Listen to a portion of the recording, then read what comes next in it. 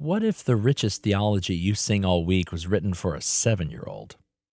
This week on the Friday Five, we're looking at the so-called children's hymns of one of the 19th century's most enduring hymn writers and why her work still quietly outclasses much of what's sung in Christian churches today.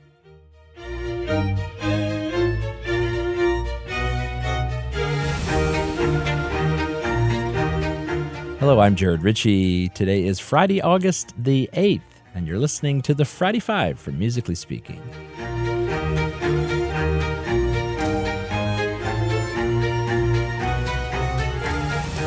Today, we're exploring the poetic and theological legacy of a woman whose hymns were written for the youngest worshipers, the least of these, you could say, but they sure have stood the test of time. Her name is Cecil Frances Alexander. She was born in 1818. She died in 1895. She was an Irish Anglican hymn writer. She was the wife of William Alexander, who was Bishop of Derry and later an archbishop as well. She's given us over 400 hymn texts in her lifetime, and many of them aimed at little children. She actually had a publication with that same title. But don't let that fool you. She wrote what was intended for children, but it surprisingly surpasses what is offered to many Christian adults today in the form of church music. So I thought I'd give 3 reasons why I think her work still matters and why you should give thanks for her and go look at some of her texts, sing through some of her hymns. They're quite rewarding. The first reason is she armored children with words of strength. In her paraphrase of St. Patrick's breastplate with the lyrics, "I bind unto myself today," she has lyrics like, "The wisdom of my God to teach, his hand to guide, his shield to ward, the word of God to give me speech, his heavenly host to be my guard."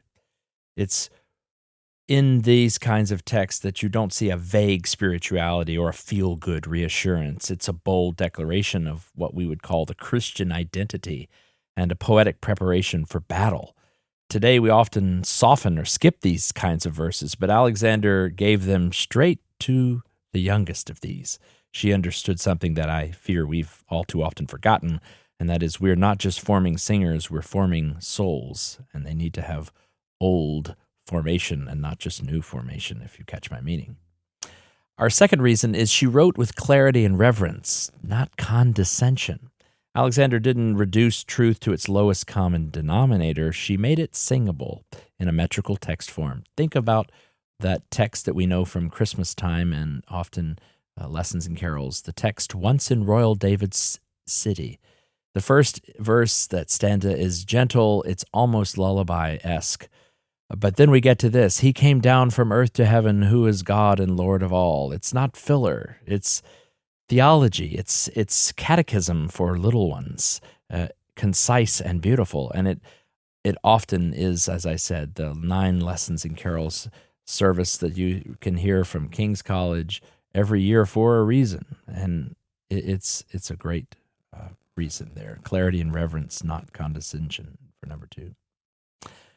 Number 3, finally, her hymns hold up a mirror to our current worship habits.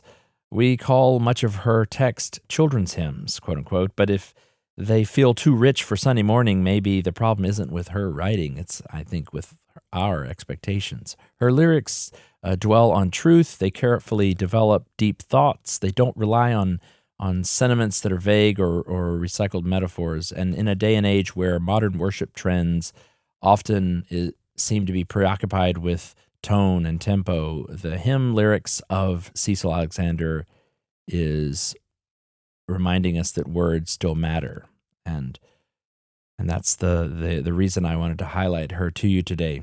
She didn't just write children's hymns because they were easier. She wrote them because she believed children could grow into deep faith and deep truth by training them as such. And maybe her legacy is that her words still should grow us adults too.